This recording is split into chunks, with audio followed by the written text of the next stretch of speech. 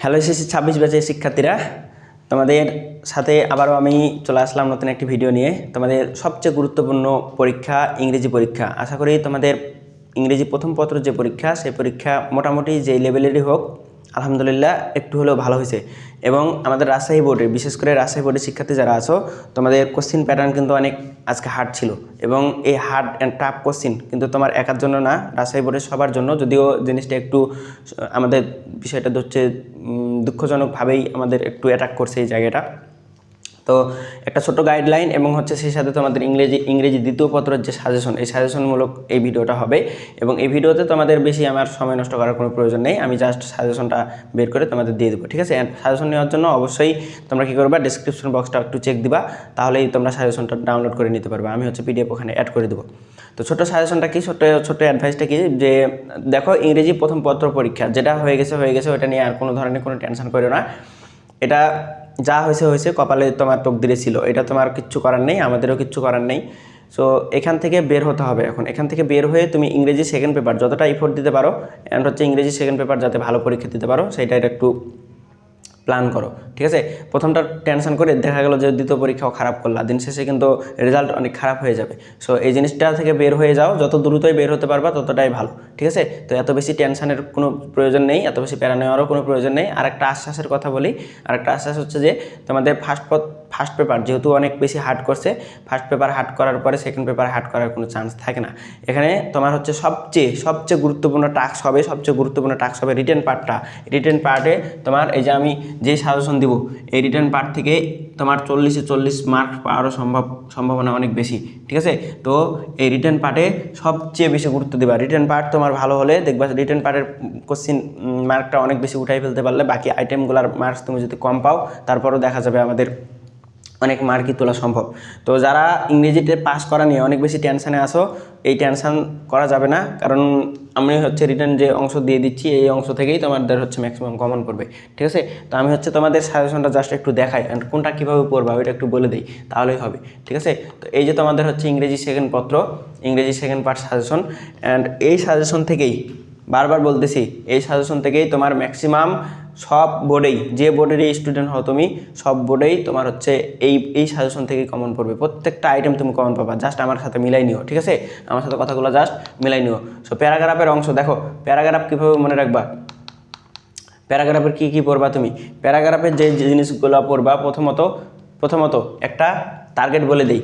তুমি হচ্ছে বিভিন্ন প্ল্যাটফর্মে, আমার প্ল্যাটফর্মে যদিও এই টাইপের ক্লাস নেই, বিভিন্ন প্ল্যাটফর্মে তুমি ইউটিউবে সার্চ দিলেই পাবা একটা প্যারাগ্রাফ থেকে কীভাবে অনেকগুলো প্যারাগ্রাফ লেখা যায়, একটা প্যারাগ্রাফ থেকে কীভাবে অনেকগুলো প্যারাগ্রাফ লিখবা, একটা কম্পোজিশন থেকে কীভাবে অনেকগুলো তোমার হচ্ছে কম্পোজিশন লিখবা, একটা ডায়লগ থেকে কীভাবে তুমি অনেকগুলো ডায়লগ লিখবা, ঠিক আছে? ডায়লগ তো পড়ে না, একটা তোমার হচ্ছে অ্যাপ্লিকেশন বা ইনফর্মাল লেটার, কমপ্লেন লেটার, এই লেটারগুলো থেকে একটা থেকে কীভাবে অনেকগুলো লেখা যায়, এই টেকনিকটা এখন আপাতত দেখো। এত বেশি প্রেশার নেওয়া যাবে না। সব সাজেশন পড়বা কিনা, না, সব সাজেশন পড়া যাবে না। সাজেশনে তোমার হচ্ছে আমি দিছি, তোমার কাজ হচ্ছে এখান থেকে টেকনিকে বের করে নেওয়া। টেকনিকে কী করবা, এই যে একটা থেকে যেন তুমি 8-10টা লিখে আসতে পারো। আমি এই টাইপের ভিডিও দেওয়া উচিত ছিল, কিন্তু আমার সময় স্বল্পতার কারণে আমি হচ্ছে দিতে পারি নাই, ঠিক আছে?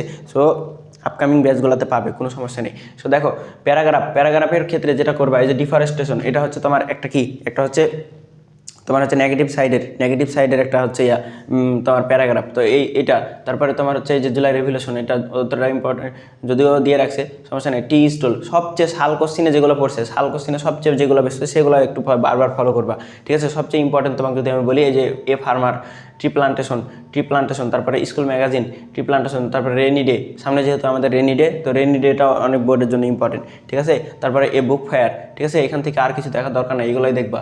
তারপরে উইন্টার মর্নিং হচ্ছে এখন আপাতত দেখার প্রয়োজন নেই। রিক্সা পুলার স্ট্রেট অ্যাক্সিডেন্ট, তোমার হচ্ছে এটা দেখবা। এটা লোডশেডিং অনেক গুরুত্বপূর্ণ। লোডশেডিং এবার তোমাদের জন্য অনেক বেশি গুরুত্বপূর্ণ, ঠিক আছে? অ্যান্ড ট্রাফিক জ্যামটা দেখবা। লোডশেডিং, ট্রাফিক জ্যাম, আর হচ্ছে এখান থেকে স্ট্রেট হকার, এগুলো দেখবা, যেগুলো হচ্ছে সাল কোশ্চেনে অনেক বেশি পড়ছে সেগুলো একটু বারবার দেখবা। আর আমার যেটা মনে হয় ফার্স্ট পেপার প্রিপারেশন নেওয়ার পর সেকেন্ড পেপারে এই রিটেন পার্টের প্রিপারেশন ঘুরে জিনিসগুলো একই। তুমি যদি ফার্স্ট পেপারে একটু গ্যাপ দিয়ে রাখো, এই সেকেন্ড পেপারও তোমার কঠিন লাগবে প্রিপারেশন নিতে। তো কঠিনভাবে নিও না, একদম সহজভাবে নাও। সহজভাবে নিয়ে তোমার যে জিনিসগুলো একদম যেভাবে টেকনিকে নেওয়া প্রয়োজন, আমি বারবার বলতেছি যে একটা থেকে কীভাবে 10টা লিখবা 20টা লিখবা, এই টেকনিকটা জাস্ট অ্যাপ্লাই করো। অ্যান্ড হচ্ছে যেগুলো বলে দিচ্ছি ওগুলাই বারবার দেখো, ঠিক আছে? তাহলেই হবে। এবার আসো আমাদের ইমেলের ক্ষেত্রে কী দেখবে, দেখো কতবার পড়ছে একদম ব্রিলিয়ান্ট সাকসেস কতবার পড়ছে, তো এইটাই বারবার দেখবা, ঠিক আছে? অ্যান্ড ব্রিলিয়ান্ট সাকসেস এটা তোমার বন্ধুকে বিভিন্ন সেরিমনি জানানোর ক্ষেত্রেও অনেক ক্ষেত্রে ইউজ হবে, ঠিক আছে? একই জিনিস, প্যাটার্নটা একই রাখবা। এবং নিয়মগুলা তুমি বারবার দেখবা, নিয়মগুলা প্রথমটা শেষটা ভালো মতো ফলো করবা। এবং বডিতে তুমি যদি বডিতে নাও পারো, দেখো যারা একদম লো কোয়ালিটির স্টুডেন্ট, লো কোয়ালিটি বলতে তুমি হচ্ছে পরিশ্রম করো না তাই বলতেছি আর কি, অন্যভাবে বোঝাচ্ছি না। তুমি যদি একদমই পরিশ্রম না করে থাকো, তুমি যদি একদম এখান থেকে বের হয়ে ভালো একটা ইনপুট আউটপুট নিতে চাও, তুমি প্রথমটা এবং শেষটা ভালো মতো দেখবা, ভালো কিছু লিখবা, ভালো করে সাজাবা। অ্যান্ড খাতাটা ভালো মতোই তুমি সুন্দর করে লিখে রাখবা। অ্যান্ড বডিতে তোমার যা ইচ্ছে তুমি দিও, ঠিক আছে? বডিতে যা ইচ্ছে দিবা, তোমার যেই রিলেটেড যেই প্যাটার্নে থাকবে, যেটা তোমার টপিক থাকবে, ওই টপিক অনুযায়ী কিছু একটা দিয়ে দিবা, তাহলে হবে, ঠিক আছে? ইনশাল্লাহ তুমি মার্কস পেয়ে যাবে, অনেকগুলোই মার্কস পাবা। জয়েন দ্য পিকনিক, ঠিক আছে? যেগুলো দেখবা ভালো মতো। এরপরে এই যে ফিজিক্যাল এক্সারসাইজটা একটু দেখো, ঠিক আছে? হসপিটালিটি। এরপরে এই যে এসএসসি এক্সাম হ্যাপি, এই যে বার্থডে পার্টি, ঠিক আছে? এগুলো দেখবা। এরপরে লেটারের ক্ষেত্রে এই যে এক্সামিনেশন, তারপরে হচ্ছে তোমার আর কি দেখবা, আমাদের এই যে ফিজিক্যাল এক্সারসাইজ তো বললাম, একই জিনিস বারবার, ঠিক আছে? এই যে সামার ভ্যাকেশনটা দেখে রাখতে পারো, ঠিক আছে? তো বোর্ডে এই যে অনেকবার আসছে এসএসসি এক্সামিনেশন, এইগুলো বাদ দেওয়া যাবে না, এগুলো একদম 100% দেখে যাবা, ঠিক আছে? এরপরে আমাদের হিস্টোরিক্যাল প্লেস এখান থেকে এটা।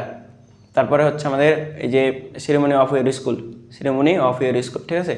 এরপরে এই যে দেখো আমাদের সবচেয়ে ইম্পর্টেন্ট তোমার সিটিং আপ ক্যান্টিন, তারপরে হচ্ছে study tour, sitting up canteen, study tour, তারপরে লাইব্রেরি ফ্যাসিলিটিস, স্কুল কম্পিউটার, তারপরে স্কুল হোস্টেল।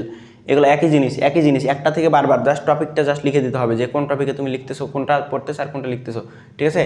এই যে আওয়ার স্কুল, এটা হচ্ছে দুইবার হয়ে গেছে মনে হয়। আচ্ছা থাক, সমস্যা নেই, ঠিক আছে? এই যে স্কুল লাইব্রেরি, এটা অ্যাপ্লিকেশনের ক্ষেত্রে একই জিনিস। টেস্টমোনিয়াল কীভাবে নিয়মগুলো তুমি দেখবা, কীভাবে লিখে, অ্যান্ড হচ্ছে তুমি কীভাবে লিখে আসবা, ওইটাই ইম্পর্টেন্ট। রুম ফ্যাসিলিটিস, ঠিক আছে?